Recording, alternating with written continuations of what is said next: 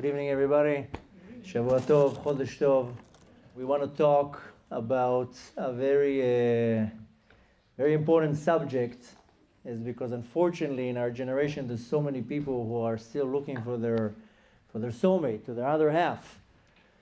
And just a few months ago we had a beautiful big Purim event, and during the event I stood up and I started giving brachot to everybody in the room.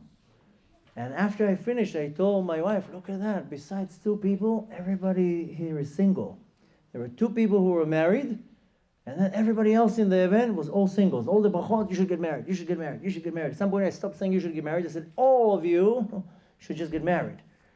So this situation is not how it should be. This is not okay that so many people are struggling to find their other half.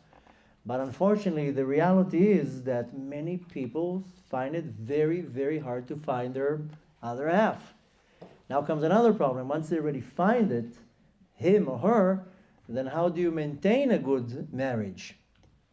So there are many different problems. There's a lot more to talk about, but tonight we want to concentrate about one channel, one way how one can better their opportunities and focus on what they need to do.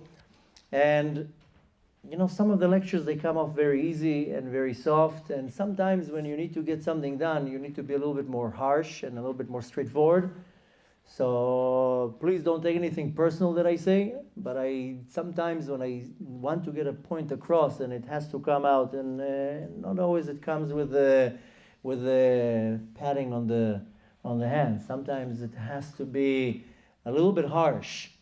Especially when it comes to find the other half, because I meet so many people that the reason why they don't find another half is because the list of the demand is out of proportion. Baruch Hashem, we have a beautiful yeshiva in Eretz Yisrael. We have a seminary, a midrasha for women. We have a lot of things going on. And of course, because of that, because we have the Institute for the Men and the Institute for the Women, so by default, we do a lot of matchmaking. And a lot of times we get students, we focus a lot on more mature people. I don't like saying the word old, but we have in our men's yeshiva a lot of older men. I mean, our oldest student is 84 years old. 84-year-old, a man in his 70s did tshuva, and now he sits and learns Torah. And on the other hand, we have an oldest student on the female side, she's 79 years old. So Baruch Hashem, a lot of our people are older or mature. And needless to say, by default, a lot of people come and tell me, maybe you can find my wife, my husband. Not too long ago, one of the students came with a list of demands. Maybe you can help me find my other half. Of course, sure, we'll do our best. Is there anything that I need to know, what you're looking for? So I'm not joking. He pulls out a paper. Okay. She has to be 5'6.5". What if she's 5'6 1/4"? That's not going to work. So the list of the demands was very, very long. And at some point I told him, I'm very sorry, I can't help you. He's like, why can't you help me? That's not nice. I said, it's not about being nice. I can't help you. He's like, why don't you help me? I said, because what you're looking for, that creature doesn't exist. Doesn't exist such a thing. So I see that many times people, their criteria or the demands are not in proportions, and has nothing to do with the reality. And usually, your real other half is going to be completely the opposite of what you pictured, what you imagined, what you dream, and what you really want. Because the Kadosh Baruch Hu says, that's not your other half. Your other half is something completely, completely different. Now, first we need to understand, what does it mean, an other half? The Zohar explains that the female part and the male part are one soul. And before that soul comes down to the world, there's a certain angel in the heavens that cut the soul in half. The female part goes into the woman, and the male part goes into the man. One falls in New York, the other one falls in, I don't know what, London. And then they live their life for 10, 20, 30, 40 years, and finally they somehow meet up in some random way, fall in love, and then they live happily ever after. That's only happening in the movies, it's not the reality. There's no happily ever after. But nevertheless, that's the situation. And many people, unfortunately, they meet their other half, but they pass through him or her for whatever reason. Maybe the nose was too big, the car was not red, it was white, and many other situations. And a lot of people, their wrath of expectations is so out of proportion that when you actually see or meet the other half, it doesn't match the demands. So the majority, that the list of the demands is so high that it becomes an obstacle for them. And that obstacle stops the person from fighting their other half. Now, I like being more straightforward and not smearing things. A lot of people say, don't worry, and do this and do that, and I don't think this works. I like seeing a problem and exposing the problem, because if a person lives in some type of a state of denial, then I'm not helping him.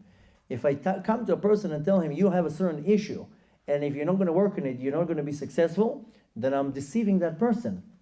So first, we want to understand, why did Hashem create the situation that must be a man and a woman and in a form of a marriage? Because if Hashem wanted us to be fruitful and multiple, He could have created a system that you don't need to be married to have kids. But when the world was created, only Adam HaRishon was created. To be exact, the Zohar explains that Adam HaRishon was created in a form of a man and a woman together. The man was in the front and the woman was in the back. And I know the famous story that people know, that Adam HaRishon was put to sleep, and then there was an operation and took out the rib. So the Zohar explains it wasn't exactly like that. It was the side that needed to come out. But nevertheless, in the beginning, Adam and Chava were one body. Then it was separated. And right after that, Adam HaRishon was in a very high spiritual level.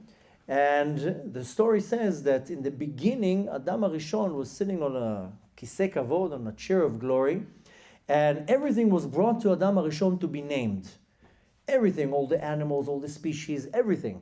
And Adam HaRishon was in such a high spiritual level that he was able to see the godly power that enlivens everything and name it according to the energy that enlivens that thing.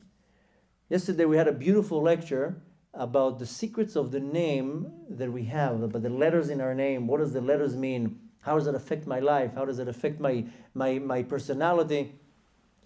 And we explained there that everything in the world is built from these letters, building blocks of the universe, the godly power that enlivens the universe. And Adam HaRishon was in such a high level that he was able to see not the design of the world, rather to see the spiritual structure of the world. So he was able to see the code of the program. If you're looking now at a website and you see a beautiful website, beautiful colors, beautiful design, you click a button, opens a page. This is just the design of the website. What if you hypothetically would be able to remove the screen of the computer? Then you would see the code that creates the website. Same thing here. The world is created with a code, and Adam HaRishon and many other tzaddikim that we know throughout the years were able to see past this design, past this screen, and see the godly power that enlivens the world. And this godly power is built from letters. Very soon Mashiach is going to come. The prophet Yeshayahu says, "V'ra'u chol basar yachdav ki pi Hashem diber." Everybody will see that the mouth of Hashem is the one that creates the world. The screen would be removed and we would see the godly power that enlivens the world. Adam HaRishon was able to see that. So everything was brought to Adam HaRishon. He would look at a line and he would see the letters Aleph, Resh, Yud, in Hey in them. He says, oh, that's Aryeh, that's a lion. Then they brought an ox in front of him. He saw the letters Shin, Vav, Resh. Okay, that's a shor. And he started naming everything. But as everything was coming in front of him, he noticed that every animal has a mate. And in Hebrew, the majority of the animals have different names to the gender. The male has one name and the female has a different name.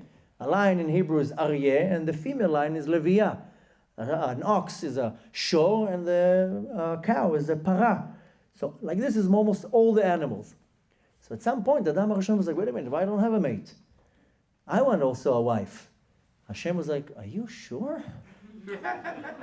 Are you sure with this? No problem. I mean, you asked for it, I'll give it to you.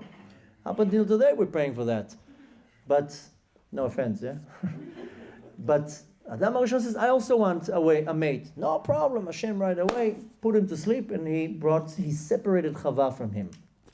But comes a big question, why did Hashem create the system that has to be a husband and has to be a wife? Because the first commandment that Adam and Chava got is to be fruitful and multiple. Plural. But technically Hashem could have done a system that we just look at each other and a child comes. Or some type of a system. Why does it have to be a man and a woman together? So, the Talmud says that a person that lives without a mate, without a wife, then he doesn't have any happiness. Then doesn't have any light, doesn't have anything good going on in their life. And the Gemara is talking in the tense of a man, but it's applying to the same thing to a woman. It says, Adam belo isha, sharui belo simcha.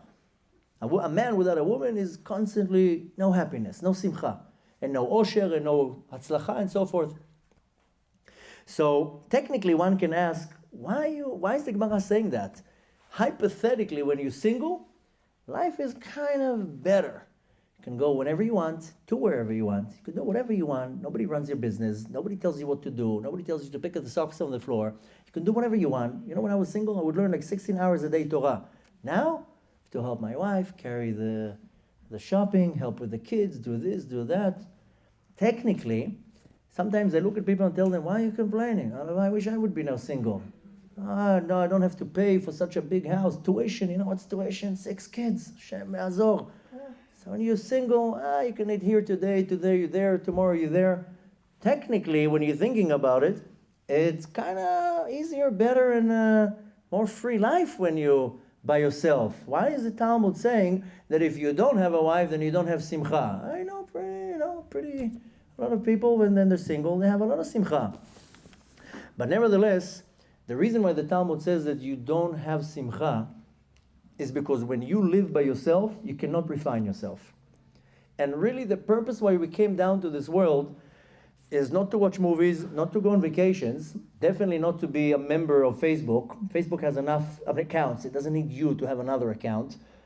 Why are you here in this world?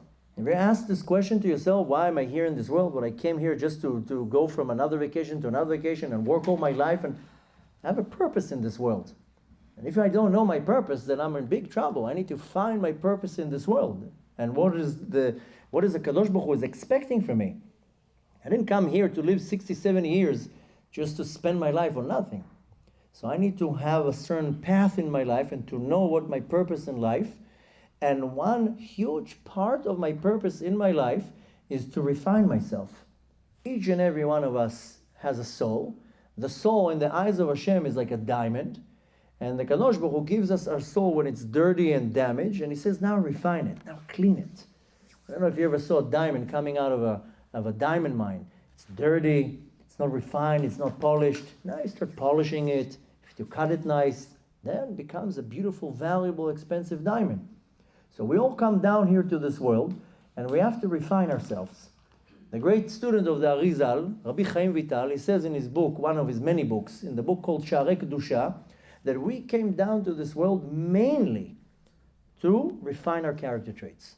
We have to learn Torah, we have to do mitzvot. These are tools to assist me to refine my characteristics. And each and every one of us will be born with some good character traits and some bad character traits. You can have very positive character traits. You can be generous. You can be a very hard worker. You can be honest. You can be a giver and many other things.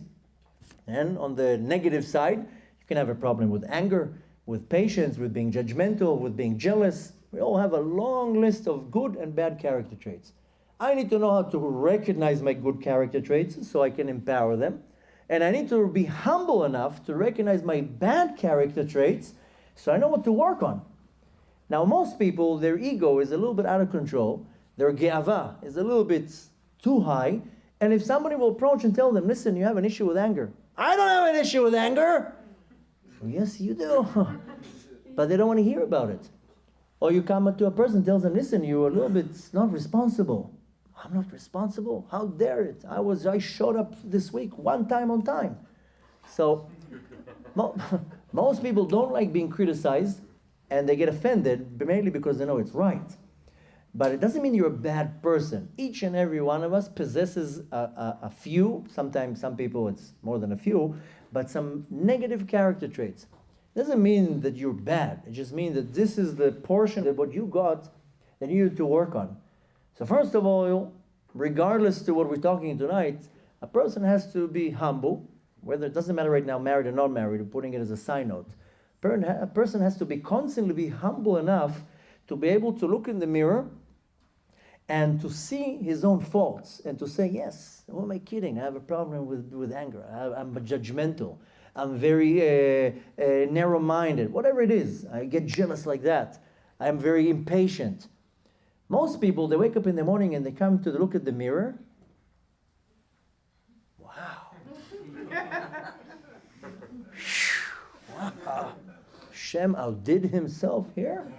This is like the master of perfection. So that's how most people, they look in the mirror and they don't see faults. They just see, wow, the world has to thank me today. So, but the reality is that the right person has to look in the mirror and says, who am I kidding? I woke up at 9. I should have woke up at 6. Who am I kidding? I'm late to the meeting. Who am I kidding? I treat people disgusting. So, and again, it's not about putting somebody down. It's seeing the reality. And it's important that you understand that it's not about putting a person down to making him feel bad. It's to understand the tools that what Hashem gave me. If you go to a job and the boss tells you, listen, the job is not necessarily what you like, but what you're going to do, you got to pay the rent. And your job today, the definition of the job today is to do this task. And here is a tool to do this task. I need you to dig a hole. Here's a shovel. I need you to paint the wall. Here's a brush. So Hashem puts you in this world and tells you, I need you to work on your anger. Here's a lot of people who will annoy you. That's it.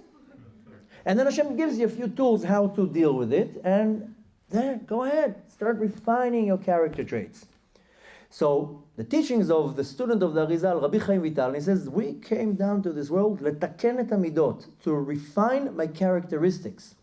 So different sages, different rabbis in the generations called it in different terms. The Gaon from Vilna calls it leshaber et hamidot, to break the midot. You have a bad midah, break it. Don't let it cause to you an obstacle. Now, each and every one of us has a long list of midot, of characteristics that it has to be refined. Now, how can I refine it? I need resistance.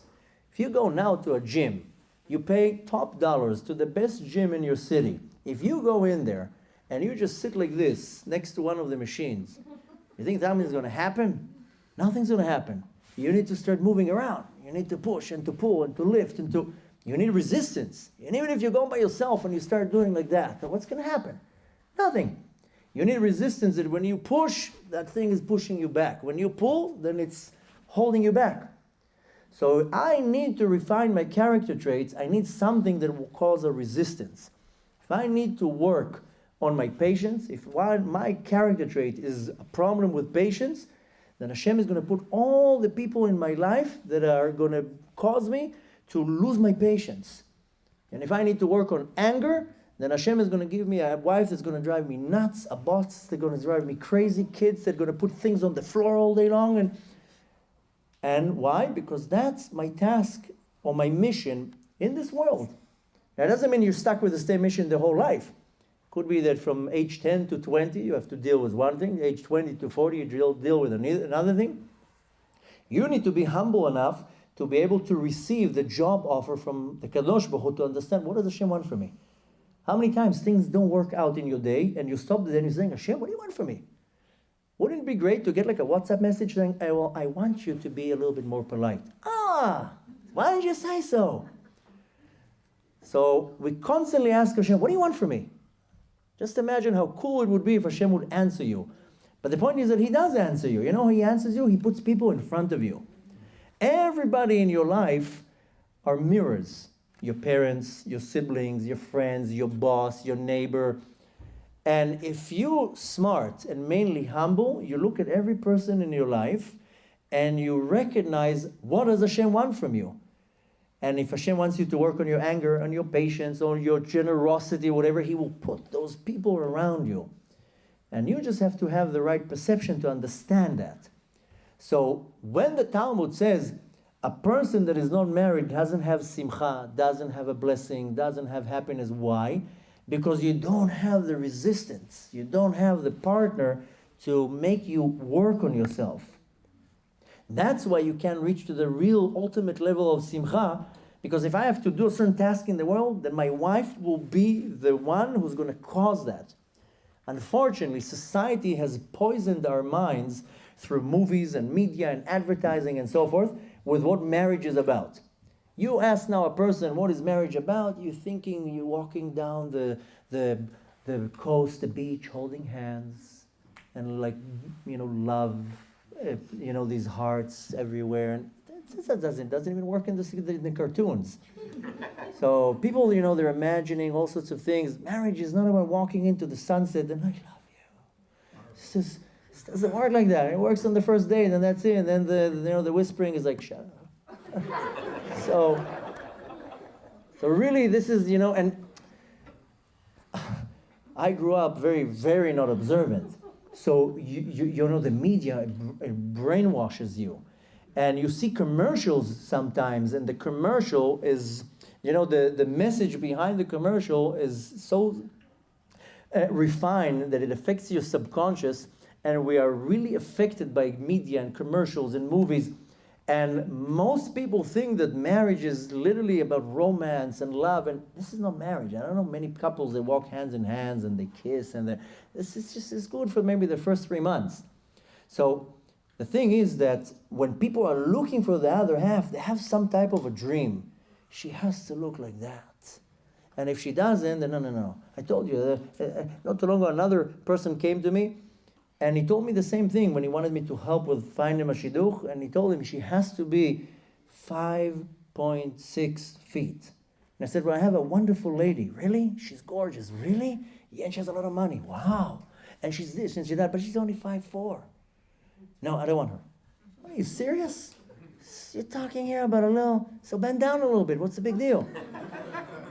So sometimes people are stuck on so many things, then of course you can find your other half.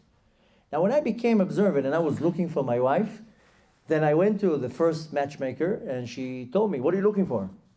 I said, I'm looking for my wife.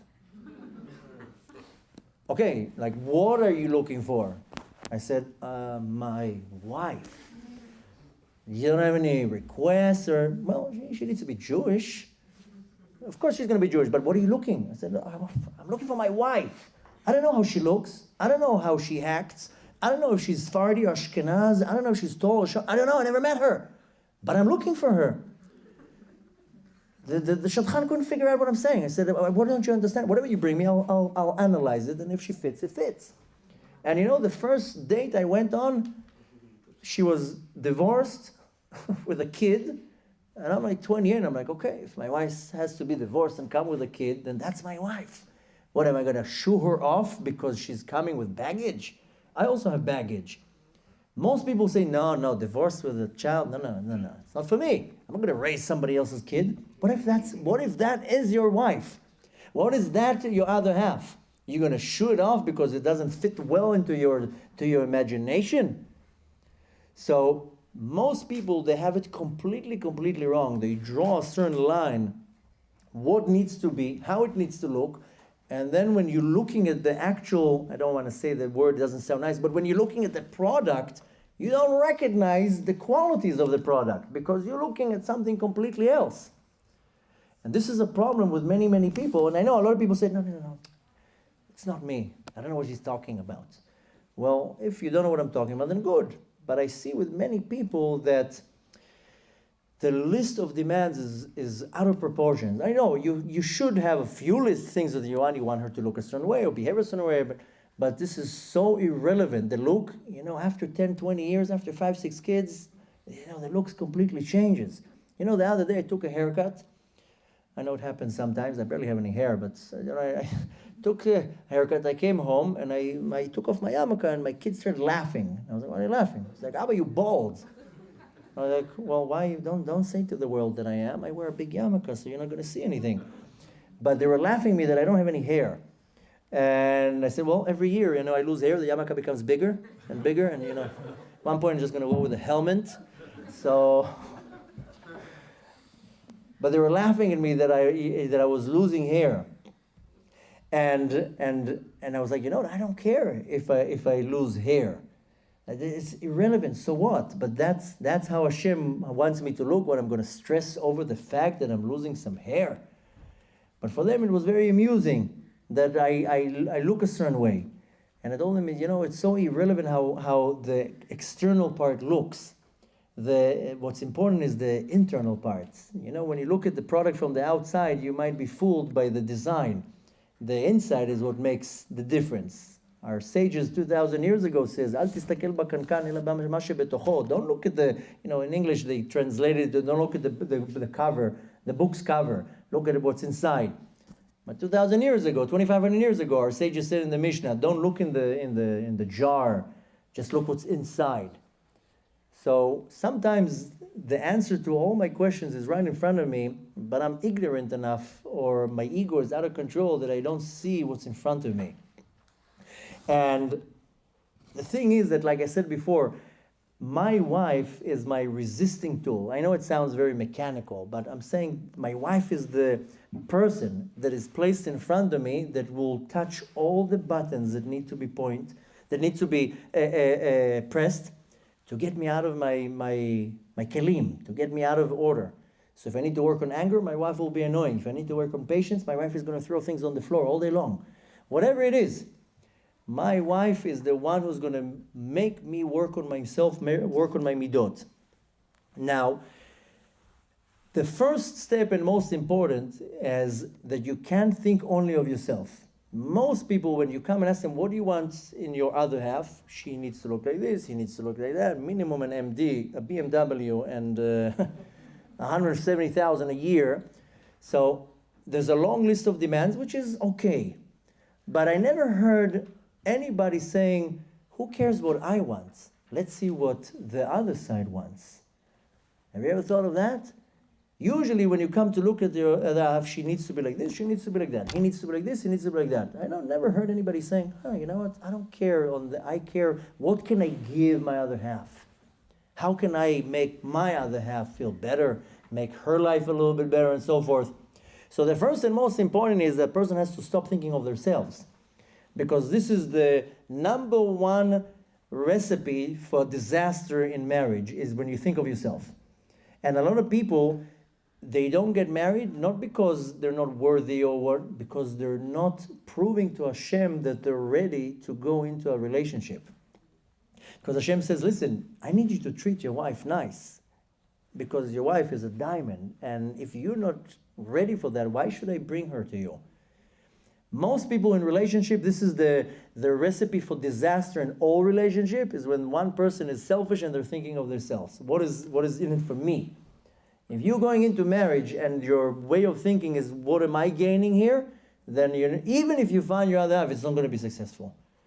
Because marriage is about, what can I give the other person? This works in everything in life, in business, in partnerships. When a person is selfish thinking of themselves, they'll never be successful in anything. Even in a business partnership, in anything. So much more so when it comes to marriage, if your agenda, if you're sitting in a date in front of a person and you're saying, what is it in it for me? Because that person needs to be attractive or financially stable or whatever, I'm thinking of myself. I'm not thinking of the other person. Try once to shift the whole method of thinking is, marriage is not about me, it's about my wife. I don't want to say my husband, because that's not going to sound nice, and with all these cameras saying my husband, people will be like, oh, husband. So I'm going to say wife. Don't take it personal.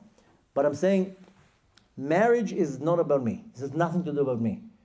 And when I counsel couples about their lifestyle and their marriage, then it's less relevant for single people. But when I talk to married people and they have different issues, I always tell them the same thing. Before you come into the house, after a long day of work or whatever it is, take 5 minutes. Take a deep breath, sit outside, read some Tehillim, go and pray Mincha and Arvit, something, clear your mind. Get all the pressure off your mind that when you come into the home, you don't come in like a gladiator and start screaming. You come in soft and nice. You don't know what the other side went through that entire day. The fact that you had a bad day, you don't have to throw all this on your wife. The problem with the most that I see in disasters in relationships is when a person is selfish and they're only thinking, what is in it for me? You have to completely switch the way of thinking that it's not about me, it's about the other person. This is the foundation to any successful relationship, so much more so in a marriage. Now, when I'm thinking only of myself, I'm actually not fulfilling my part in the universe. I have a part in this universe. A lot of people think they have a very low self-esteem and they think that they're just another screw in the system. But the reality is that each and every one of us has a huge part in the universe, and if Hashem found it right to put you in this world, it's because there's a reason for that. So you need to understand that you have a huge part in this world. But when I'm only thinking of myself, then I'm not fulfilling my part in this universe. Now, if I'm single, I don't have the way to work on my midot. I need to find my other half that will assist me to work on my midot, on my characteristics. So that starts already in the process of the dating. I can't come to the date with a list of demands. I can't come to a date thinking, how am I getting the most out of that person to satisfy my needs? And this is the wrong way of looking at it. This is not how things work. So how really do you find your other half? What's the method behind it? What's the secret? Then I'm going to disappoint you. There's no secret. There's no hocus pocus. But let's go into history and we'll see how it worked originally. Who's the first one who looked for a shidduch? Avraham Avinu, he looked for a shidduch for his son, for Yitzchak. He sent Eliezer. But really, when you want to go back into history, who's the one who was looking for a shidduch? Where we see in the Torah is the source for everything. Avraham Avinu.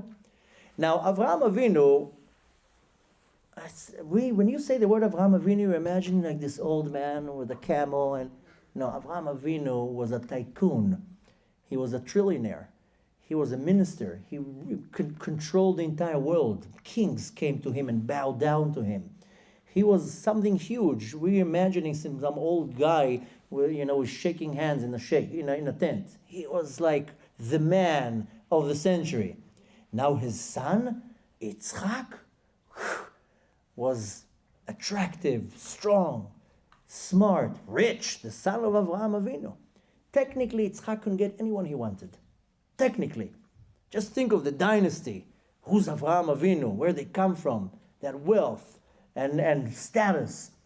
Technically, Yitzchak could get whoever he wants. He could have gone to any single bar, lean on the bar, hey, want to marry me?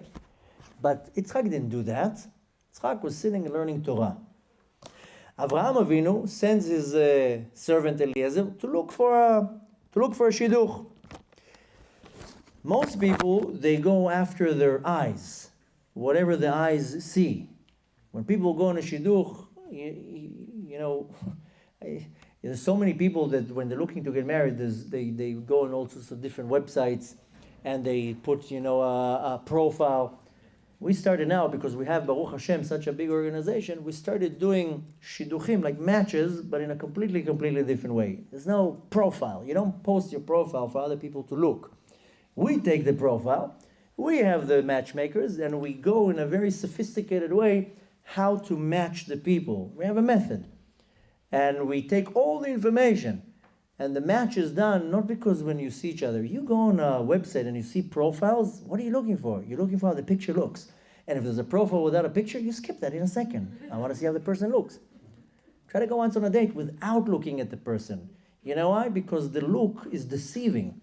And you're looking for something in the face, and if the face is not positioned exactly how you want to, you skip it over. And this is the biggest mistake. Avraham Avinu, when he was looking for a shidduch for Yitzchak, he wasn't looking at faces. He wasn't looking at bank accounts. He wasn't looking at resumes. He was looking for one thing, good midot, good character traits. That's how Avraham Avinu was looking for a shidduch. Most people, when they look for a shidduch, they look for how it looks on the outside. Because it has to be attractive and wealthy and so forth and successful. But this is the biggest mistake. Most people, they go after what they see. And most people don't understand that this is where you fail, because the looks, doesn't matter, I'm not talking about necessarily the appearance, but the look is very deceiving. That's not how you find your other half. And a lot of people, like I said before, they're mistaking marriage that it's all about love. Really, I can tell you from my own experience, really to fall in love is not before the marriage. You really fall in love after the marriage. When you really learn about who's that person. How can you fall in love with somebody you never know? You don't know who that person is. Real to fall in love is when you live with the person and you see the kindness of the person, when the person cares for you, when you look the worst and that person is looking at you. You know, last year, maybe some of you remember, I came here last year on a tour, but before that, I was going down the stairs in my house and I fell and I hurt my back. I had a herniated disc. I was in bed, I couldn't move, excruciating pain. And this is the first time when I really realized how much I really appreciate, adore, and love my wife. Why? Because when I was at my bottom, at the lowest, that's when she came to help me, to care about me, to assist me. Nobody else cared. I was flat on my back. I couldn't move. Pain, excruciating pain. This is the time when she put the socks on my legs, when she tied the shoes, when she cared. Are you in pain? Can I help you? Can I move the pillow? And I didn't look nice. I wasn't, I wasn't in my best. I was in my worst. And that's when I saw that's when she really cares. If she wouldn't care, I would be sleeping on the bed in agony. And I was like, look at that. This is the real wife. And she cares about me when I'm in pain, and when it's hard for me, and when I'm suffering. And that's when I was like, wow. That's when it hit me. I had a lot of time to think. I was flat in bed. It was also impossible to read because I couldn't even hold the book. It was the first time that I actually heard lectures online. I was like, ooh, now I understand why people go online and listen to lectures all day long. Somebody walked into the room and I was listening to myself. It was a speaker. But nevertheless, I had a lot of time to think. And that's when I was like, you know what? That's when I realized that when I fell in love with my wife, it's not when I saw her. It's that time when I actually realized, wow, she actually cares about me. It's real caring. It's not fake. And this is the real love. The marriage is not about holding hand in hand and you fall in love with what's now. It's what comes much, much later. And if you're smart, you see a little bit into the future. Looks change, money goes, money comes. We have very good friends that when they got married, the husband had an unbelievable job, was making an exorbitant amount of money, a beautiful house, a car, everything. And when she got into the marriage, everything was beautiful. 7 years later, he got fired, things went down, he lost all the money, he became depressed, sick, don't ask, the worst of the worst. And Baruch Hashem, she was smart, she was a true trooper, she stuck with him. Baruch Hashem, now things are better. But it just goes to show you that sometimes at the time of the dating or the marriage, things are one way, and things can change any second. So you can't judge things by things that will come and go. You have to look in a person, what stays forever. Not too long ago, one of my students tells me, I'm dating a girl, I like her, she looks fine, and everything so far is good, but what really should I really look into her? And I told him, just look at the midot, just look at the characteristics. Look if she's caring, if she's loving, if she's courteous, if she's charitable. Look at these things. These things don't change. These things don't change. And put her through some tests. Sometimes, when you go on dates, you're looking at the external part. This is the wrong thing. Put the person on some tests. See if how fast the person loses their temper, how patient the person is. Take them on a drive on the big QE, stand in traffic for 2 hours. Traffic is the best way to test your nerves. So you want to see if a person is angry or aggravated or gets, upset. Just take him on a ride. Let's go. Want to go on a date? Yeah, let's go on a drive on the big QE for just from this exit to that exit. Why? Just see how fast the person gets upset. When the ones who go like this, the zigzag, and they get upset. Some people, unfortunately, when people cut them in the street, Hashem Yerachem, what comes out of their mouth, they curse the parents, they know the profession of the mother, they know everything. So, real love is tested when you are in the worst place in your life, not when you're in the peak. And that's how you test if you really want to be with another person. When the person comes with makeup and a beautiful dress and everything, that's very nice. People should go on dates at 7 in the morning. When the eyes are like that and the hair is still sticking. That's how you have to go on a date. Not at 9 o'clock at night when the person is relaxed and 3 hours of makeup. And the whole thing should change completely. Go meet the person 6 o'clock in the morning. Hi, just wanted to see how you look in the morning. You think after the wedding you wake up in the morning and there's makeup? No. So you can't fool yourself. This is what the problem is. A lot of people fool themselves and they want to see something that doesn't really exist.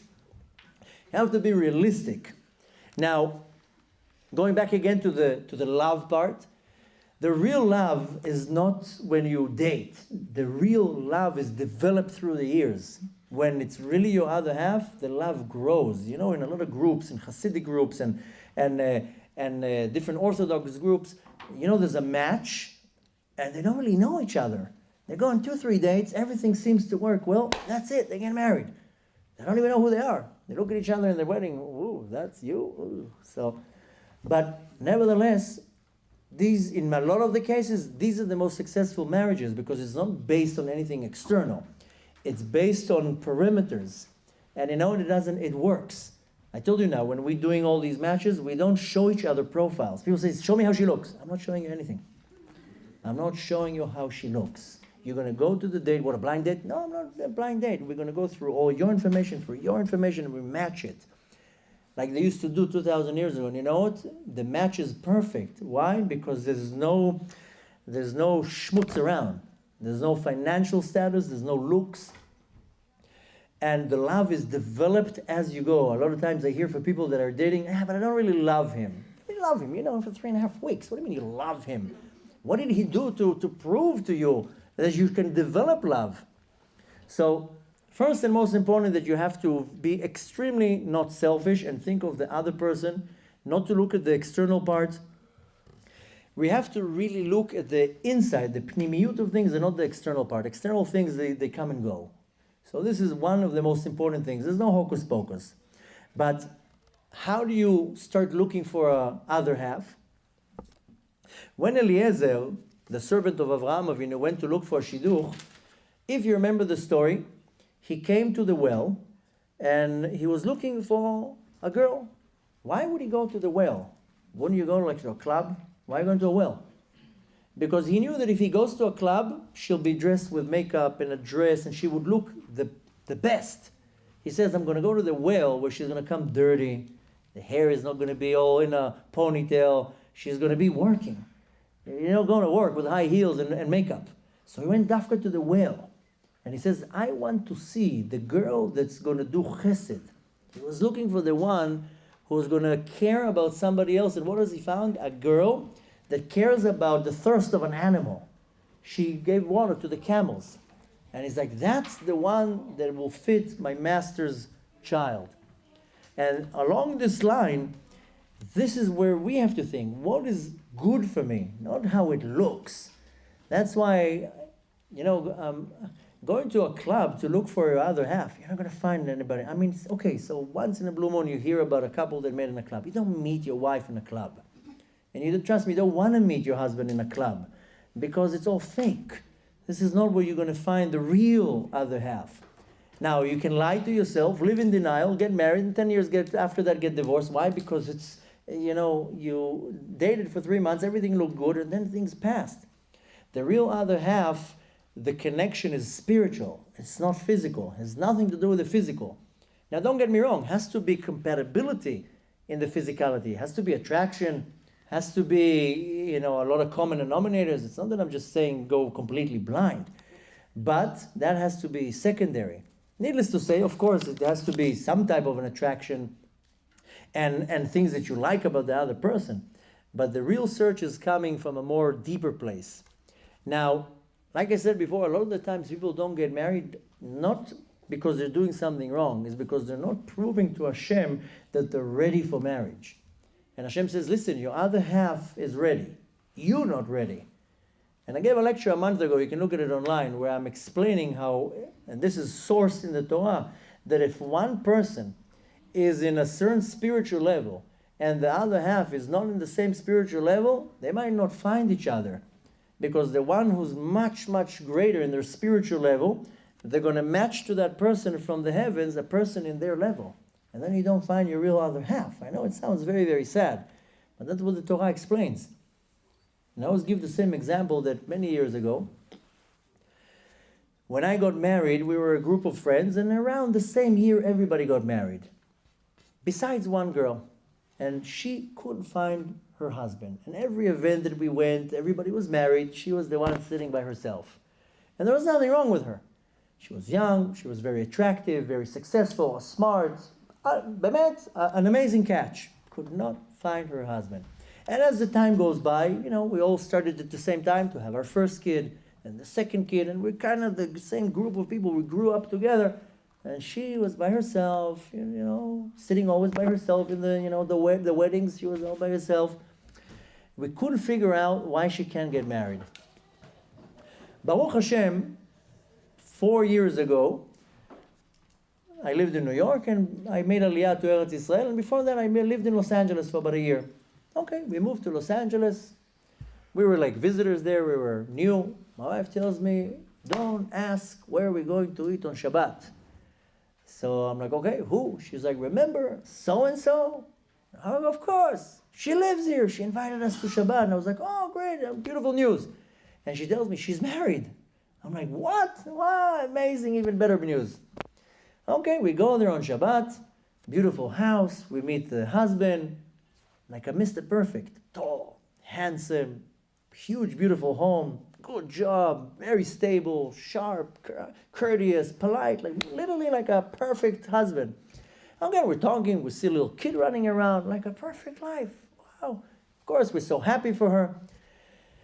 And, as the conversation were going, we were like, how did you meet? Where did you meet? Long story short, she was an observant girl. She did tshuva. She was observant. When she was looking for a husband, she was looking for a husband that learns Torah, that's prays 3 times a day. She specifically was looking for a husband with a beard. I want an observant husband. We found out that maybe a year before they got married, he became a Baal Tshuva. So 10 years before that, when she was looking for a husband, he was on some beach in India doing I don't know what. But I know what he was doing. I don't want to say it out publicly. But when she was looking for a husband, he was in a completely different place. So she was in a very high spiritual level. He was not. Lucky for her that they didn't match to her somebody else from Shamayim, because the Torah says, there's enough sources that explain that if one person is in a much higher spiritual place, they'll match to that person somebody in their spiritual level, even though it's not the other half.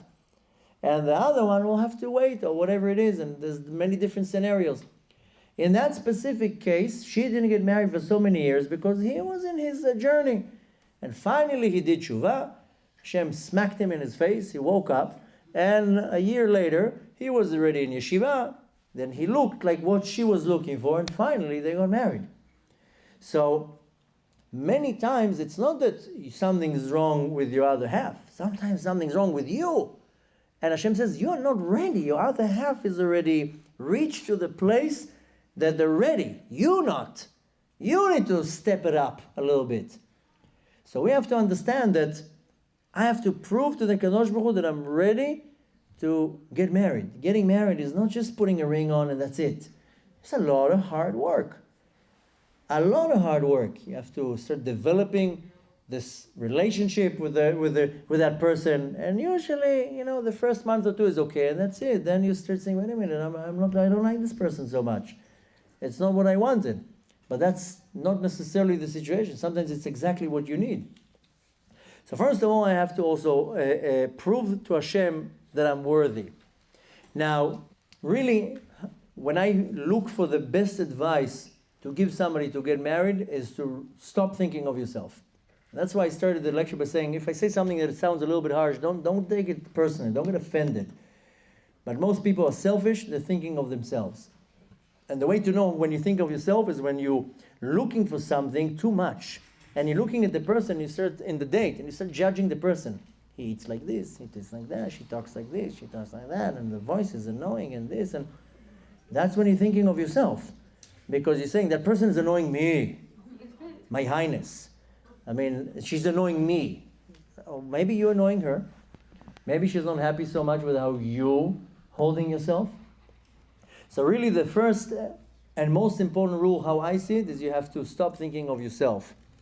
And when you're already looking at the other person, the best is to test a person in the most extreme situations. That's why I told you, don't go on a date at 9 in the evening. Go on a date at 7 in the morning. Take a date on the drive on the BQE. Let's see how much patience the person has. So, you missed the joke. You walked in a little bit later. We said the joke before. The point is that you want to see when the person is not shaped up and maked up and all that. You want to see when the person is real. And that's really the way to look for your other half, is to look between the lines, not to look for the fakeness, not to look for the external part, rather to look at the internal part. And really there's so much more what to say, but I believe that when a person really humbles themselves, that's how I found my wife. And it's not that I'm different than anybody. I also got married pretty late. And you know what? When I was going on dates and looking for my wife, well, this one I didn't like, that one, but I was very open to let's see what Hashem wants. Because you know what? Most likely, my wife is not how I pictured her. She's not going to be the same height. She's not going to look the same. She's not going to come from the background that I was expecting. And you know, the more you are willing to give in, the more you'll be surprised. The more you're coming with a list of demands, then you get disappointed. But the more you're saying, Hashem, just send me the right person. And you'll see how the Kadosh Baruch Hu turns things around and gives you exactly what you need, not what you want. And when I was going out on dates, so in the beginning it didn't go out so well. And I was like, you know what? I was only 28. I was like, you know what? I don't think right now is the time for me to get married. You know what I'm going to do? I'm going to go to yeshiva. I'm going to study for like 2 years. And, you know, I'll go out of yeshiva after 2 years. It's a nice amount of time to learn Torah. I'm still young. I'm going to be 30. And then I'll look for my other half. And the second that I committed to go to yeshiva and not to look for my wife, 2 weeks later, I found her. So, okay, you can blame it, so to say, on the Yetzer Hara didn't want me to learn. But it's nonsense. The fact is that I was ready to subdue myself. Hashem, you just send me what you want. Whenever you're ready, whenever it's the right time, whenever you want me to get married, then you'll do it. So I have to also learn to give in and to subdue myself to the schedule of the Kadosh Baruch Hu. Most people, they don't include Hashem in this. You have to include Hashem in your prayers. You have to include Hashem in your actions. You can't not include Hashem in this. And you know, sometimes you have to step it up in your spiritual work, and usually it's going to be a test. I know a lot of people, they come and tell me, listen, you know, yeah, I know you tell me to pray, I'm praying already for 2 years. But maybe it requires 2.5 years of prayers. And yeah, I took on myself all these mitzvot. All the rabbis tell me to take on myself mitzvot, to make a kli. Well, you didn't lose anything, and maybe that's what you really need to do. Maybe your wife is in a much higher spiritual level, and you can't find her because you're in a much lower level. So to kind of summarize exactly what one needs to do is, needless to say, there's no question that a person needs to constantly involve Hashem, and you do this with prayer, and you do it with your actions. You have to be humble. You have to see, first of all, not the other person's faults when you're sitting in a date, is to see your own faults, and to see how am I making that person's life better, not how that person is making my life better. When you switch the whole pattern of thought, you see things become completely different. And of course, most important, that you need to be humble to see that everybody has faults. You also have faults. And you know, when I was looking at my wife, when we were going on dates, I was not looking at the good things. I was looking at the bad things. I was looking for faults. It has to be something that I need to see what I need to work with. And you know, then very quickly I found, okay, that I'm not so crazy about, this I'm not so crazy about, but whatever, you know, the 70% that is good, 30% is not the best, whatever, but it's workable. It's going to help me become a better person. I can help her become a better person. The marriage is about building the relationship, and the marriage is not only about me and her, because then very soon after that comes kids. And then the focus is not on the marriage, the focus is on the kids. So marriage is much more than just going into a chuppah and finishing with it and some nice pictures. It's much more than that. And of course, like I said, needless to say, one needs to include the Kadosh Baruch Hu in everything that they do and pray. Now is a very auspicious time in the month of Elul to really look at my previous year and do tshuva. We're in a very auspicious time now before Rosh Hashanah. Our sages explained that on Rosh Hashanah, everything that you're going to get in the next coming year is decided on Rosh Hashanah. So you have now a whole month to prepare yourself spiritually and emotionally and mentally to the day of Rosh Hashanah, that when you come there, you pray to the Kadosh Baruch Hu the right way, that He will send you exactly what you need at the right time, the right way. You have to be very, very humble in front of Hashem and to understand that the Kadosh Baruch Hu has a certain schedule. He works on His schedule, not on my schedule. And I find that the more humble you are, then the faster Hashem delivers your other half, and in the best way possible. Fortunately, we suffer from this disease called an ego, and it's about me and what am I getting from here? How is that benefiting me? This is not to my liking.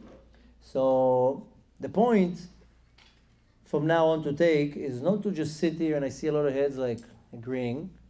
I don't know if they're agreeing or just saying, okay, shut up, you said enough. But a lot of heads are like, well, I think there's this dog they put in the dashboards, the Chihuahua. So the point is not to go like this. The point is to say, okay, let me take something with me tonight that I can apply to change my life. If you go to a lecture and you're sitting and you're going out of the lecture and you then don't take something out of the lecture besides breathing the air here and warming up a chair, you didn't do anything. You wasted your time. I know that most people, they come to a lecture, they don't take anything with them. They take maybe a CD or the flyer for the next lecture. The point is to go out of the door and to say, okay, what am I taking in my life that I will change something in my life? So my recommendation is you take with you something spiritual. So you take on yourself a certain mitzvah that is difficult for you to do. Specifically something that is difficult because you want to have resistance. Difficult mitzvot are what's causing you to grow spiritually. And needless to say that you want to choose something that you're not going to do it for 3 days and stop. That you're going to be persistent with it. But more than that, the best practice one can do is when you look in the mirror every morning is to look at yourself and you tell yourself, listen, I'm not that great myself. I also have faults.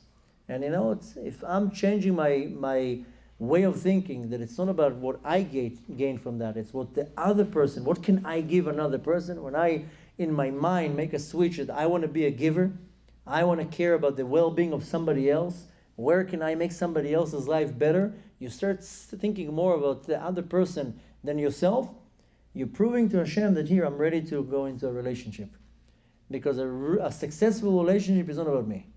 If you're going into any type of relationship and you're thinking only about yourself, it's not going to be successful.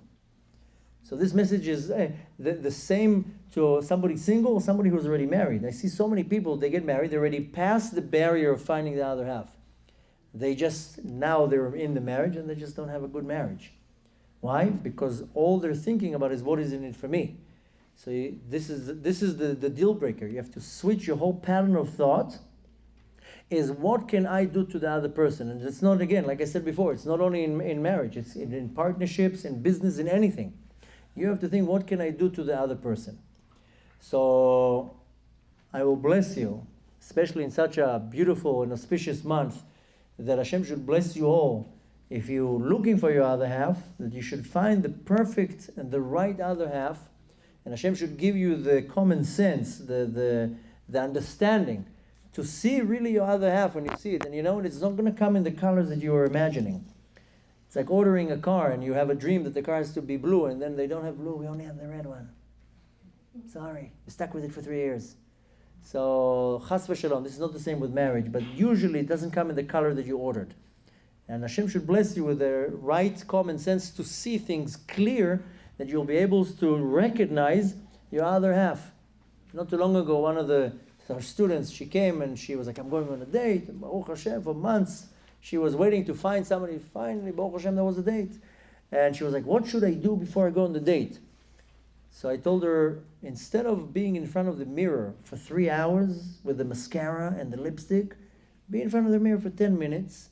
Just put a little bit of makeup that you will look nice. And for 3 hours before the date, read Tehillim, pray mincha, maybe go and do some act of kindness, help somebody, that you have the light of chesed shining from you, that you sit in front of that person. He was not going to look at your appearance. He's going to see this beautiful energy radiating for you. Why? Because you did this huge mitzvah.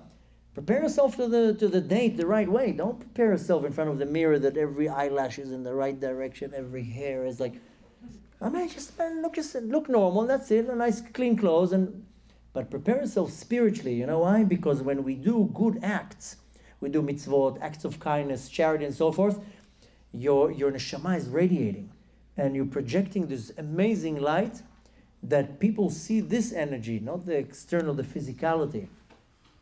So, Bezal Hashem, again, I want to wish you all to be successful, and I hope to get many wedding invitations after tonight.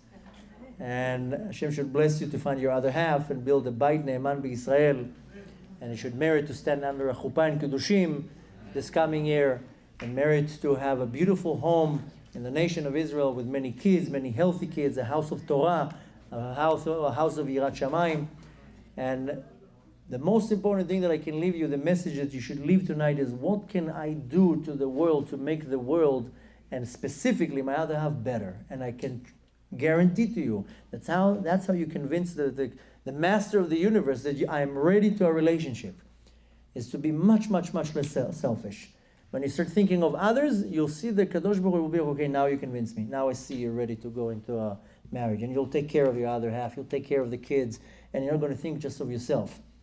And Bezal Hashem, with this good decision and this powerful month of Elul, Hashem should bless you with Hatzlacha in everything that you do. And Bezal Hashem, I hope to get many wedding invitations. Bezal Hashem.